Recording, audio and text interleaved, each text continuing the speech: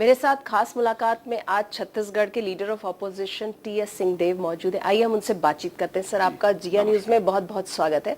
सबसे पहले तो मैं जानना चाहूंगी कि अभी हाल में ही मई के महीने में जो कांग्रेस की जो एक साल, अगर हम कह दें एक साल की बरसी हुई, कांग्रेस की जो परिवर्तन यात्रा निकली थी, जिसमें जो है नक्सलाइट अटैक में अगर हम कहें तो कांग्रेस के जितने बड़े लीडर्स थे वो सब उस अटैक में उनका दुखद अंत हुआ था। महेंद्र कर्मा, वी.एस. शुक्ला, नंद कुमार पटेल सब थे। आज एक साल होने को आए हैं, लेकिन उसके बाद भी कोई ऐसा लग नहीं रहा कि कोई ठोस नतीजा पता चला या कोई कार्रवाई हुई। इस पर आप क्या कहेंगे? हम लोग के लिए बहुत ही दुख की घटना और दुखद याददाश्त का ये वर्षी था। ये नक्सलाइट किलिंग नहीं, मेरा स्पष्ट कहना है कि ये पॉलिटिकल किलिंग थी और नक्सलाइट्स के नाम पे इसको सामने लाके जो जवाबदार लोग हैं उनको बचाया जा रहा है। स्वयं नक्सलाइट्स ने भी इसको एक तरह से डिसोन ही किया है बाद में जो उनके बयान आए, और जिन लोगों को सिक्योरिटी देनी थी और ये राज्य शासन का दायित्व रहता है पूरी तरह से, उन लोगों ने उस दिन सिक्योरिटी पूरी तरह से हटा दी। ये यात्रा एक हफ्ते की एक चरण की यात्रा थी बस्तर क्षेत्र में, जिसकी सूचना हफ्ते से 10 दिन पहले लिखित में शासन को उपलब्ध करा दी गई थी। पहले और दूसरे दिन इन लोगों ने पूरी सिक्योरिटी उपलब्ध कराई और ये यात्रा में जुड़े हुए लोग सब जगदलपुर में ही रात विश्राम कर रहे थे। पूरी जानकारी होने के बाद 2 दिन सिक्योरिटी देकर तीसरे दिन एक आदमी भी तैनात नहीं करके इस अत्यंत संवेदनशील मार्ग में, जिसकी सूचना इंटेलिजेंस विभाग ने 8 मई से 23 मई के बीच में 26 लिखित दस्तावेजों के माध्यम से शासन को अवगत कराया था कि उस क्षेत्र विशेष में और उससे लगे हुए गांवों में बड़ी संख्या में नक्सल उपस्थित हैं और ये आर्म्ड नक्सल उपस्थित हैं और उनका मूवमेंट हो रहा है। ये जानकारी होने के बाद जिस राज्य शासन ने वहां उस दिन एक भी सिक्योरिटी की व्यवस्था, एक आदमी की व्यवस्था नहीं की, पूरी तरह से वो जिम्मेदार। जी, जो ये डिले हुआ है, ये पूरी जो अगर हम कहें इंक्वायरी में, तो इसके लिए आप किसको ब्लेम करेंगे? इस परिवर्तन यात्रा के आप एक तरह से इंचार्ज भी, पूरे इंचार्ज भी थे, लेकिन जिस तरह से इंक्वायरी जो पूरी डिले हो रही, उसका आप किसको ब्लेम देंगे? राज्य शासन अपनी ओर से जानकारियां उपलब्ध नहीं करा रहा है और यही कारण है कि इसमें नतीजे तक पहुंचने में इतना विलंब हो रहा है। एनआईए भी इसमें इन्वॉल्व है और कुछ लोग ये कहते हैं कि एनआईए तो केंद्र सरकार की का एक उपक्रम है। भाई, उस समय केंद्र सरकार क्या कर रही थी? देखिए, इंक्वायरी में अगर केंद्र सरकार प्रोएक्टिव दिखती है तो वो इंटरफेरेंस होता है।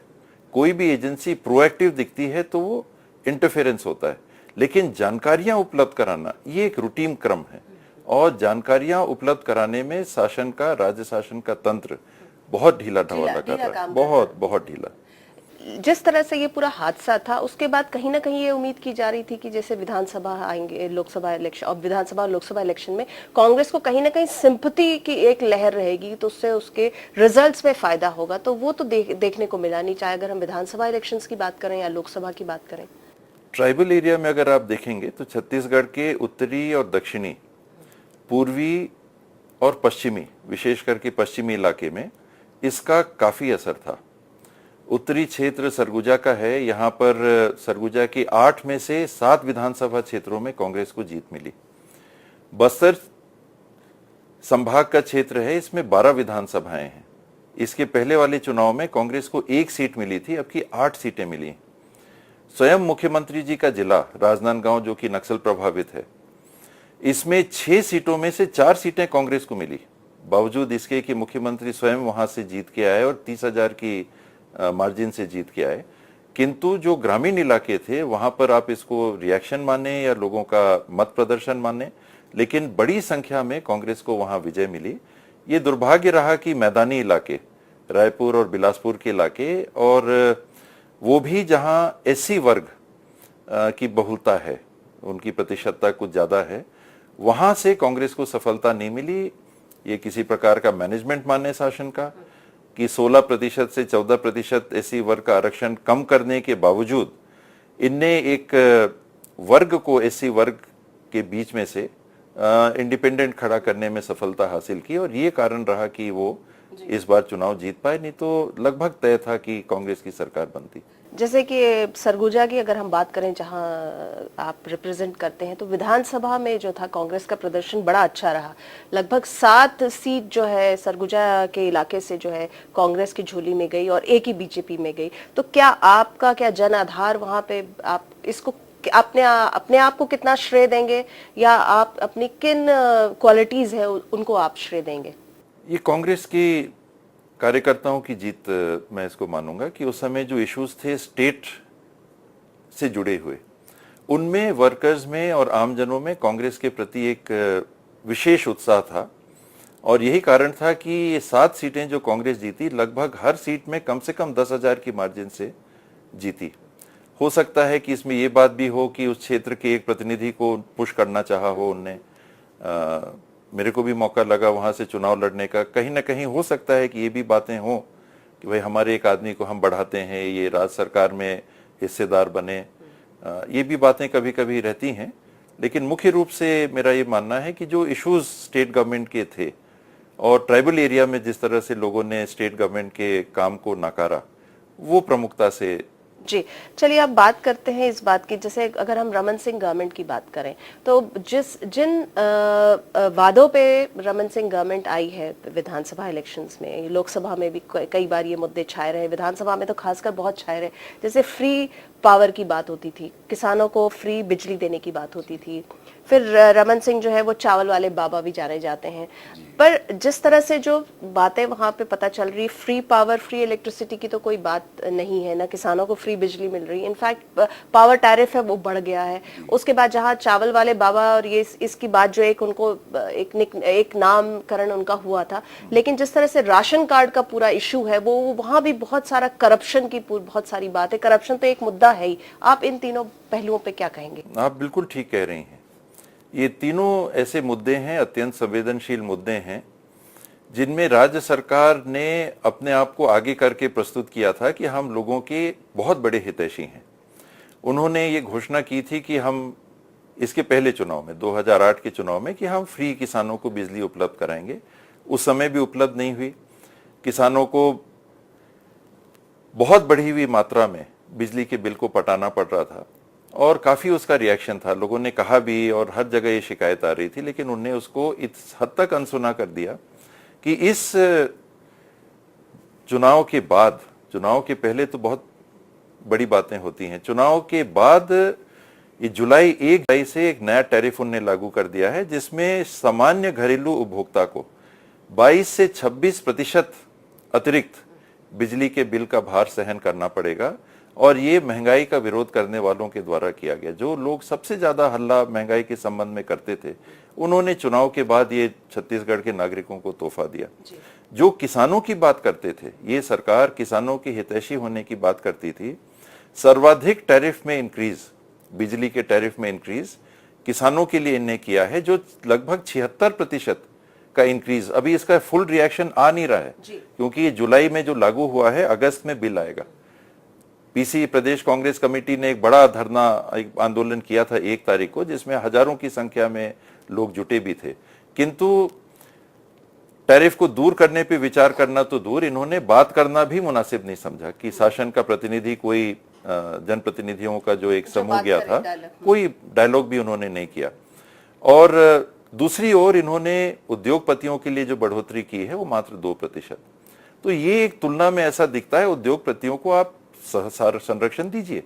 अगर उद्योगों के प्रोत्साहन से और उनके बढ़ने से छत्तीसगढ़ के बच्चों को और लोगों को, यूथ को रोजगार मिलता है, धन की बढ़ोतरी होती है और उस धन का उपयोग छत्तीसगढ़ के विकास में होता है, तो उद्योग का विरोध किसी को नहीं। लेकिन एक तरफ उद्योगों को मात्र 2% की बढ़ोतरी और घरेलू उपभोक्ता को 26% और किसान को 75%, ये असंतुलित है पूरी तरह से और अन्याय है।